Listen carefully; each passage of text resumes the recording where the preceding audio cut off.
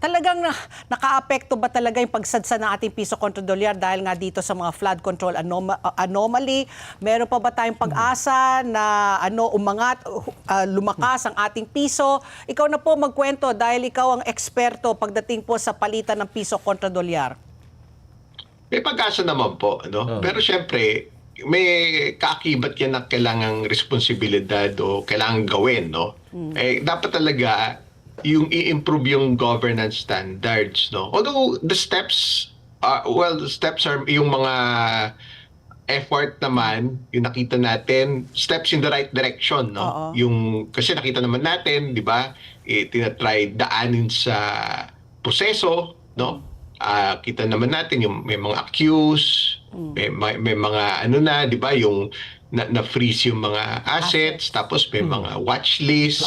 So, lang, it's really a matter of yung na lang din, di ba, yung kung mapaparusahan ba, enforcing it, opo, tsaka kung may resulta, no, kasi napaka-particular kasi ng international investors pagdating sa rule of law, pati institutions of law. Kasi kasama yan sa scorecard nila bago sila mag-invest mamimili sila sa napakaraming bansa sa buong mundo.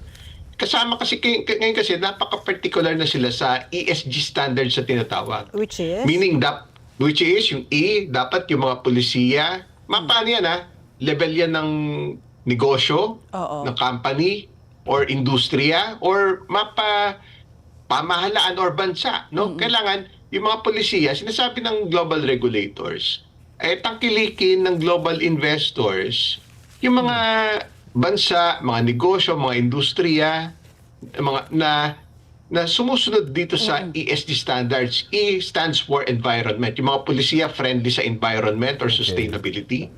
S, social, yung human rights, dapat makatao yung mga polisiya.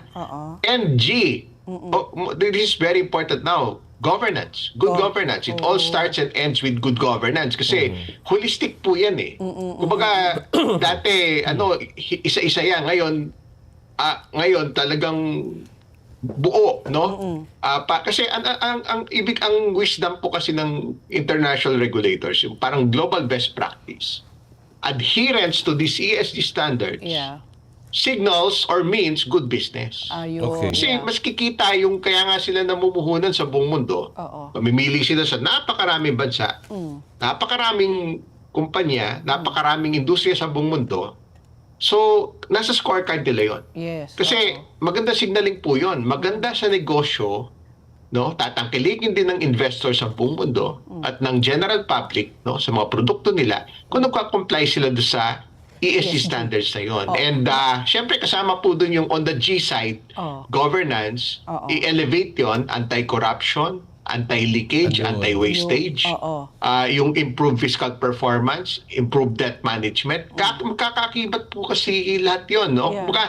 That's one. That's kasi naging yung political noise, lalo na nag-intensify yan since last month, mga September. Tapos it affected the sentiment. Well, on the local financial markets, especially yung stock market natin, medyo nasa 5,900 levels. That's among the lowest in 6.5 months. Samantalang yung mga stock market sa ibang bansa like sa US, sa Europe, sa Japan, in other parts of Asia, nagre-record high, no?